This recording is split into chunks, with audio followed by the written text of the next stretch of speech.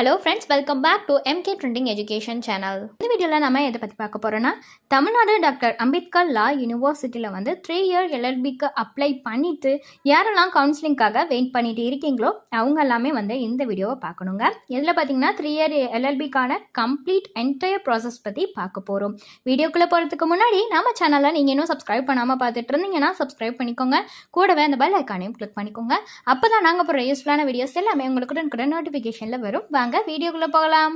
So இப்போ பார்த்தீங்கன்னா Tamil Nadu doctor Ambedkar லா யூனிவர்சிட்டியில் 3 இயர் எல்எல்பிக்கான அப்ளிகேஷன் டேட் போயிட்டுருக்கு. இதில் 3 year LLB honours course and affiliated law கோர்ஸ்னு 2 விதமாக பிரிச்சிருக்காங்க. இதுக்கு அட்மிஷனை பொறுத்த வரைக்கும் பார்த்தீங்கன்னா கவுன்சிலிங் மூலியமாக தான் போட முடியும், டைரெக்டாக போட முடியாது.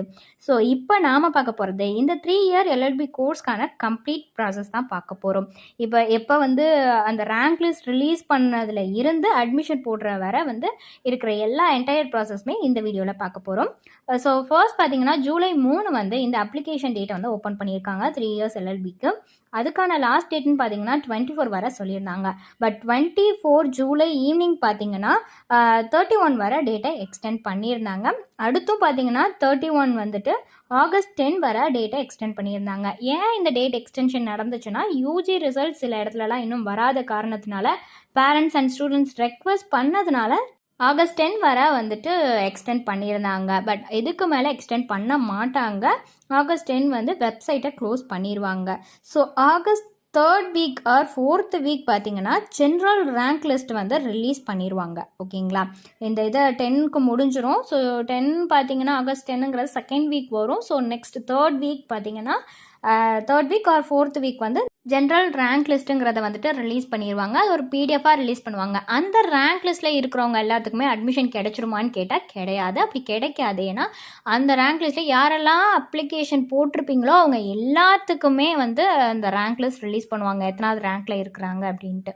ஓகேங்களா, ஸோ அதுக்கப்புறம் பார்த்தீங்கன்னா first round cut off mark range release பண்ணுவாங்க. இது எப்போ ரிலீஸ் பண்ணுவாங்கன்னா அந்த ஜென்ரல் ரேங்க் லிஸ்ட் பிடிஎஃப் அமைச்சிருப்பாங்கல்ல, ஸோ அது ரிலீஸ் ஆன அடுத்த நாள் அல்லது அன்னைக்கு ஈவினிங்கே கூட ரிலீஸ் பண்ணுவாங்க.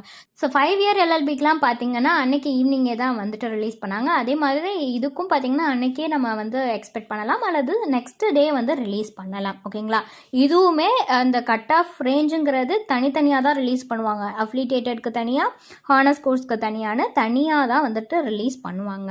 அடுத்த ஸ்டெப் என்ன அப்படின்னு பார்த்தீங்கன்னா அடுத்து என்ன நடக்கும், அந்த first round cut off mark range release பண்ணதுக்கப்புறம் என்ன நடக்கும்னா ஆன்லைன் கவுன்சிலிங் நடக்கும். இதில் ஒரு பெரிய பெனிஃபிட்னா ஆஃப்லைன் கவுன்சிலிங் கிடையாது, ஆன்லைன் கவுன்சிலிங்கிறது நடக்கும். அதில் என்ன நடக்கும்னா டாக்குமெண்ட் வெரிஃபிகேஷன் பண்ணுவாங்க. ஸோ எப்படின்னா அதே மாதிரி எப்போ நீங்கள் டாக்குமெண்ட்லாம் அப்லோட் பண்ணியிருப்பீங்களா அதே மாதிரி அவங்க ஒரு லிங்க் கொடுப்பாங்க. அந்த டாக்குமெண்ட்டை நீங்கள் அப்லோட் பண்ணுற மாதிரி இருக்கும். உங்கள்கிட்ட இருக்கிற ஒரிஜினல் டாக்குமெண்ட்ஸ் எல்லாமே அப்லோட் பண்ணுற மாதிரி இருக்கும்.